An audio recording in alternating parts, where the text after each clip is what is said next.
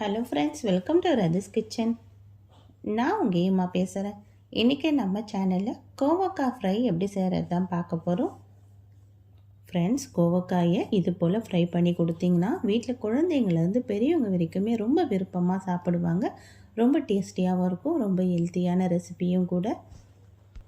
சாதாரணமாக கோவக்காய்னாவே நிறைய பேருக்கு பிடிக்காது. ஆனால் இது போல் முறையில் செஞ்சு கொடுத்தோன்னா கோவக்காய் ஃப்ரை ரொம்ப டேஸ்ட்டாக இருக்கும்.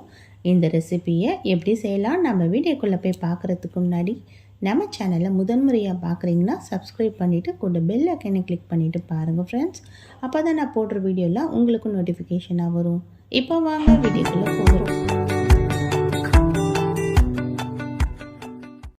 ஃப்ரெண்ட்ஸ், இந்த கோவைக்காய் ஃப்ரை செய்கிறதுக்காக இப்போ ஸ்டவ்வில் ஒரு கடாய் வச்சுக்கலாம். இந்த கடாய் கொஞ்சம் சூடாகி வரட்டும். கடாய் சூடானதுக்கப்புறம் இதில் 2 ஸ்பூன் அளவுக்கு எண்ணெய் சேர்த்துக்கலாம். எண்ணெய் நல்லா சூடாகி வரட்டும். எண்ணெய் சூடானதுக்கப்புறமா இப்போ நம்ம கட் பண்ணி வச்சுருக்க கோவக்காயை சேர்த்துக்கலாம். நான் இதில் 1/2 கிலோ அளவுக்கு கோவக்காயை நான் இது போல் ரவுண்டாக கட் பண்ணி எடுத்துருக்கேன். தண்ணியில் கோவக்காயை முதல்ல அலசிட்டு அதுக்கப்புறமா நம்ம தண்ணியிலேருந்து எடுத்துட்டு இந்த கோவக்காயை கட் பண்ணி இப்போ நம்ம இந்த எண்ணெயில் சேர்த்துக்கலாம். இப்போ இது போல் ஒரு 2 நிமிஷத்துக்கு நல்லா கலந்து விட்டுடலாம். இப்போ நல்லா கலந்து விட்டுட்டு இப்போ நம்ம இதை ஒரு மூடி போட்டு அப்படியே மூடி விட்டுடலாம். இந்த கோவக்காயோட பச்சை வாசனைலாம் நமக்கு குறையணும். அதுக்காக இது போல் நம்ம எண்ணெயில் வதக்கி விட்டுட்டு ஒரு நிமிஷம் நல்லா மூடி போட்டு அப்படியே விட்டுடலாம்.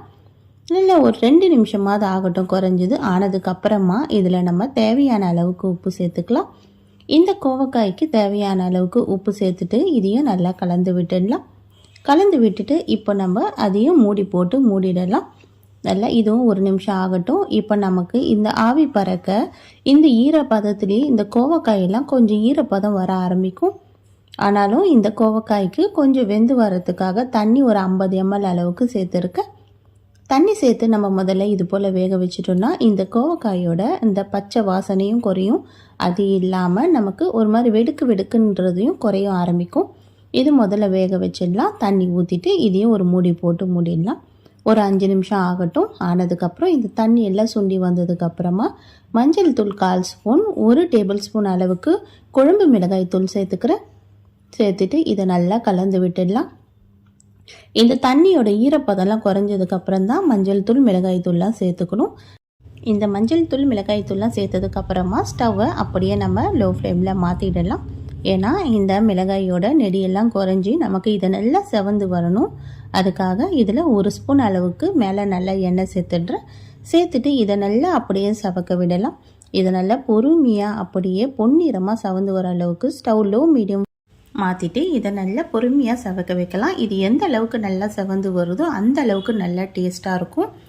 இந்த கோவக்காய் ஃப்ரை சாம்பார் சாதம், ரசம் சாதம், தயிர் சாதம் எல்லா சாதத்துக்கும் ஒரு சூப்பரான மேட்சிங்கான சைட் டிஷ்ஷாக இருக்கும். இது இந்த அளவுக்கு நல்லா ஒரு 10 நிமிஷத்தில் சவந்து வந்துடுச்சு பாருங்கள்.